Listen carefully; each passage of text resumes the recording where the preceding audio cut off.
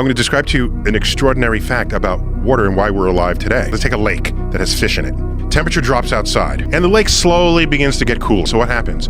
The water gets cold on the surface, and it begins to shrink. So that water it shrinks. That makes it denser, it falls to the bottom. Fine. It does that down to about 4 degrees Celsius. As it goes from 4 degrees Celsius to 0 degrees Celsius, the freezing point, it begins to expand and become less dense than the water.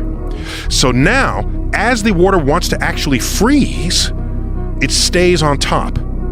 When it does freeze, you freeze the top surface of the lake. Well, how about the water below it? It's insulated from the dropping air temperature, and the fish don't die. Imagine if ice were denser than water. What would happen? You'd freeze the top layer, it would sink, and fish would be systematically forced to swim in shallower and shallower waters until they were all freeze-dried on the top surface of the lake.